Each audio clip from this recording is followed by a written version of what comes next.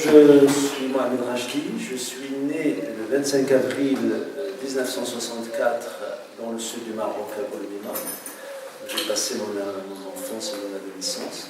Tout ce parcours universitaire a toujours été investi par une curiosité. Je n'avais pas idée de ce que j'allais découvrir, bien évidemment. Je dessinais, je peignais avant même de m'engager dans les études artistiques, et ce n'est que quand j'ai vu qu'il y a une possibilité de faire des études artistiques, je me suis donc engagé là-dedans. Tout cela m'a amené à m'intéresser aussi à d'autres pratiques artistiques, d'autres artistes qui proviennent également d'autres pays, pour voir comment eux-mêmes gèrent et pensent leur production artistique. Et en m'intéressant à eux, je me suis mis à écrire sur leur travail, à l'interroger, à faire une recherche dans ce domaine-là, et puis à organiser aussi des expositions pour montrer leur art et montrer les enjeux qui animent leur recherche. Et c'est en fait à la fois des interrogations personnelles et des interrogations autour des pratiques des autres qui m'ont amené à la fois à organiser des expositions et à produire une pensée autour de cela.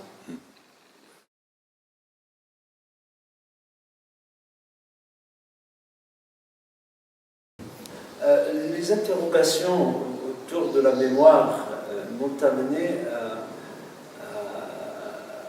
à m'écarter d'une pensée qui a dominé la production et la réflexion sur l'art au Maroc et dans les pays maghrébins, et voire même dans les pays arabes, qui était trop centrée sur des questionnements identitaires. On était vraiment très liés à comment produire un art qui s'inscrit dans un héritage culturel, traditionnel. Et il y avait des livres d'ailleurs, des articles, des choses qui ont été écrites. Il y a un livre notamment de Khaled Mourad, qui était en fait un livre qui était issu d'une recherche universitaire, qui s'appelait Peinture et identité, l'expérience marocaine. Et moi, j'ai été bien sûr nourri de cela, mais après, je voulais prendre une distance par rapport à ce débat-là, parce qu'en allant en Europe, comme je vous ai dit, j'étais animé par mes propres interrogations sur la mémoire, et puis comment ce que je découvre me nourrit et intervient dans ce que je fais en l'enrichissant. Et du coup, je me suis rendu compte que ce qui constitue un être, un individu, un artiste, c'est la pluralité des références qui le nourrissent. Et donc je n'avais pas à privilégier telle ou telle référence. C'est comment, au contraire, créer des conditions de possibilité d'interférence d'une pluralité, d'une diversité de références. Et j'ai organisé, toujours dans le même univers de questionnement, j'ai organisé un événement amien dans le nord de la France qui s'appelle Interférence, référence marocaine de l'art contemporain. Ce qui m'intéressait dans cet événement-là, c'était justement de réunir un certain nombre d'artistes issus de l'immigration marocaine et qui évoluent à l'échelle européenne. Certains sont venus d'Espagne, d'Italie, de Belgique, de France bien évidemment, de Hollande, pour essayer de voir comment ces artistes-là, qui ont un lien ou un autre avec le Maroc, soit ils sont nés au Maroc et sont allés à l'étranger, soit ils sont nés de parents qui sont issus du Maroc, et donc ils ont vécu en France, mais ils ont un héritage culturel, musique qu'ils drainent avec eux, qui vient d'ailleurs, soit ils sont nés de parents mixtes, comme on dit, c'est-à-dire un père marocain ou une mère marocaine, et donc ils ont une donnée marocaine quelque part. Et ces artistes-là sont pleinement des artistes qui s'inscrivent dans un champ de production et de diffusion artistique contemporaine et qui est transnational. C'est-à-dire, vous le savez très bien, l'art contemporain n'appartient pas à un pays particulier, c'est un art qui se produit et qui se diffuse à l'échelle internationale, à l'échelle transnationale, il dépasse les frontières. Et ce qui m'intéressait, c'est de voir comment ces artistes, donc pleinement internationaux, gèrent leur marocanité. Comment la référence marocaine intervient dans leur production sans forcément la chercher. Certains ne la revendiquent pas, mais quand on voit leurs productions qui apparaissent a priori comme des productions faites par n'importe quel artiste contemporain, qu'elles viennent du Japon, d'Angleterre, d'Allemagne, de France ou d'Italie, quand on interroge plus profondément leur pratique, on repère qu'il y a certains signes, certaines traces, certaines images, certaines formes qui se réfèrent à leur lieu de provenance.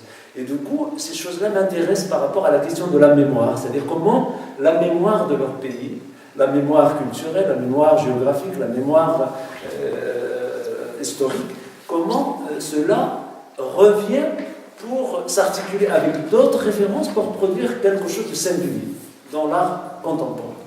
Et donc, d'où ce titre, Interférence, référence marocaine de l'art contemporain. Le but, ce n'était pas de faire une exposition sur les artistes marocains, mais de faire une exposition sur des artistes qui évoluent en Europe et qui gèrent parmi les références la référence marocaine. C'est très important ce que je dis là parce que ces artistes sont des artistes pleinement européens et qui revendiquent leur dimension européenne et qui même revendiquent le fait qu'ils participent à la construction de l'identité européenne qui est toujours en cours de construction comme toute identité.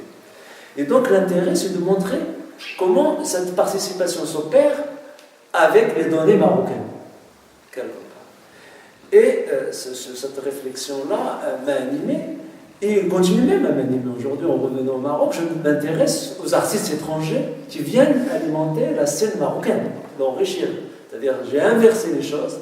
Au lieu maintenant de m'intéresser uniquement aux Marocains qui juste interférent, j'essaie de voir comment les étrangers viennent produire au Maroc, interagissent avec le Maroc et produisent des œuvres singulières parce que justement ils se nourrissent d'autres formes.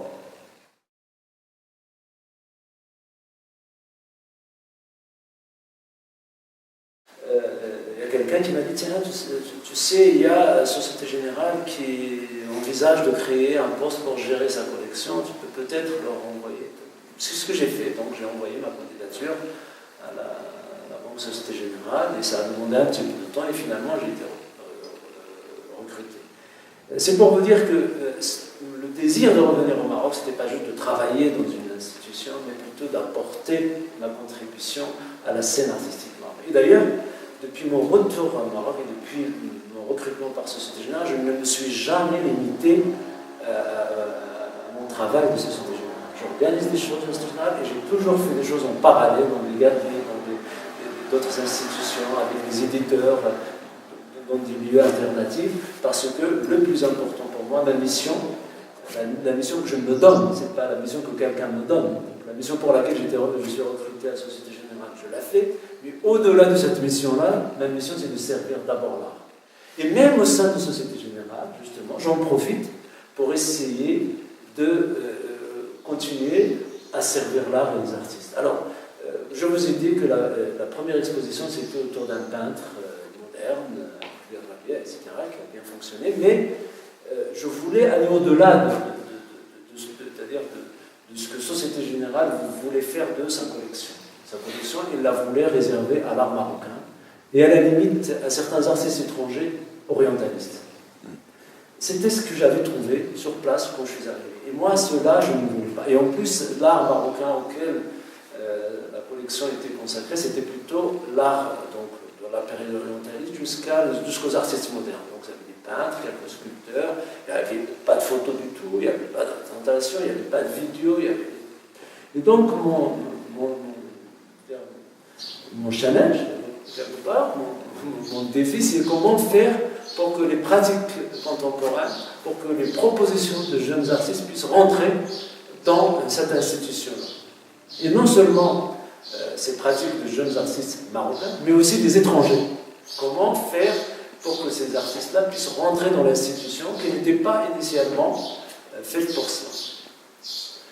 Alors, j'ai initié une série d'expositions à thème, mais à thème très ouvert, qui me permettent à la fois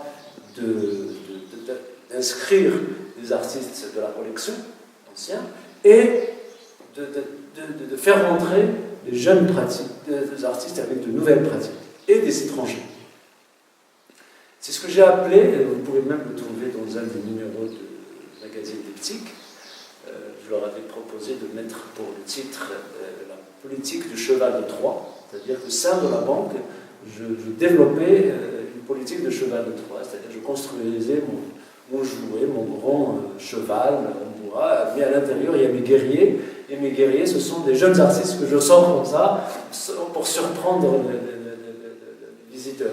C'est-à-dire que les visiteurs venaient voir une exposition thématique où ils voient un certain nombre de noms qu'ils connaissent de la scène artistique marocaine, mais ils ne s'attendaient pas à découvrir de jeunes artistes avec de nouvelles pratiques.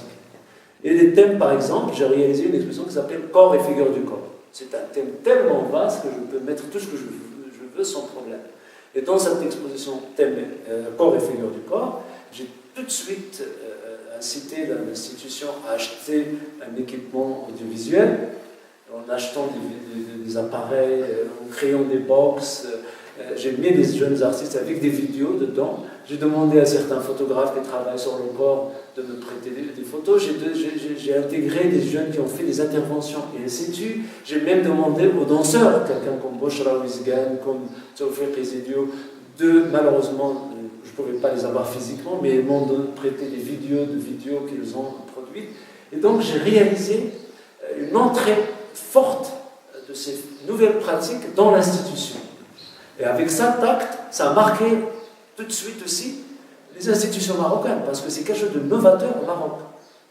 C'est-à-dire tout d'un coup, on s'est dit que c'est possible de faire entrer l'art contemporain dans une institution. Et c'est par des actions comme ça, à tous les niveaux, c'est-à-dire au sein de la banque, par des textes, par des tables rondes, que j'ai essayé de contribuer modestement à faire avancer un peu l'introduction de l'art contemporain au Maroc, la réflexion de l'art contemporain, la nécessité d'intégrer les artistes étrangers au Maroc et de travailler avec eux.